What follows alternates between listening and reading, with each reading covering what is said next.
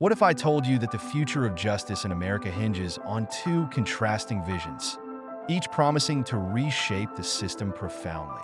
Today, we're diving into the critical issue of criminal justice reform in the context of the upcoming U.S. presidential election, focusing on Donald Trump and Kamala Harris. From systemic issues to policing and incarceration, how do their approaches differ? And what could it mean for the future of the United States?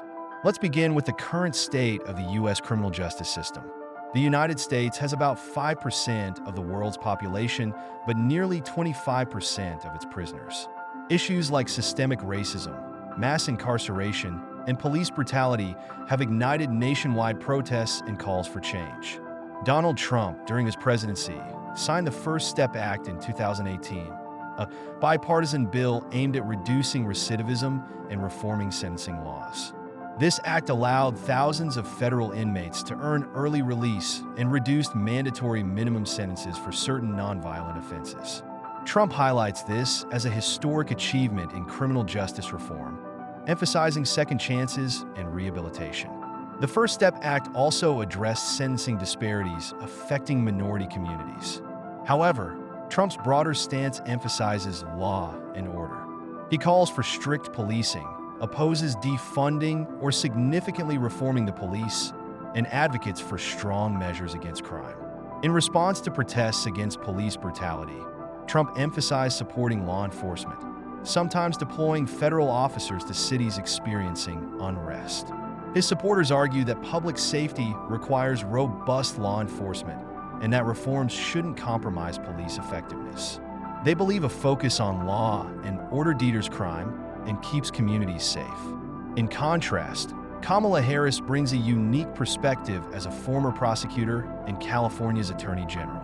While previously criticized for being tough on crime, Harris now advocates for comprehensive criminal justice reform. Harris supports national standards for use of force, including banning chokeholds, independent investigations of police misconduct, ending cash bail, which disproportionately affects low-income individuals, decriminalizing marijuana at the federal level and expunging past convictions, and investing in reentry programs to reduce recidivism. She also proposes a national database to track police officers accused of misconduct, aiming to increase accountability. Harris's approach focuses on transforming the justice system to be more equitable, addressing root causes of crime, and reducing the prison population. Her supporters believe systemic changes are necessary to dismantle racial disparities and create a fairer society. Opponents argue that reducing police funding or altering practices could increase crime and make communities less safe. They fear too much emphasis on reform might undermine law enforcement's ability to do their jobs effectively.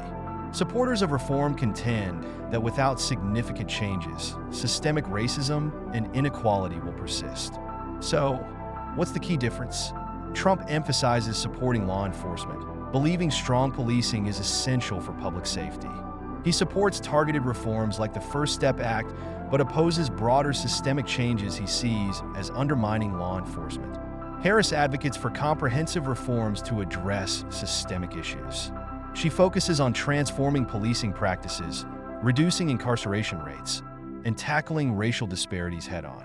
Here's the deeper question. Can we achieve a justice system that is both fair and effective?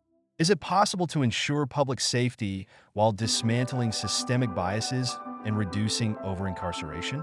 These aren't just political questions, but moral ones that strike at the core of American values. As voters consider these contrasting visions, the future of criminal justice in America hangs in the balance. Will the nation lean toward a model prioritizing law enforcement and traditional order, or embrace transformative changes addressing long-standing inequities? What do you think? Thanks for watching Mind Circuit.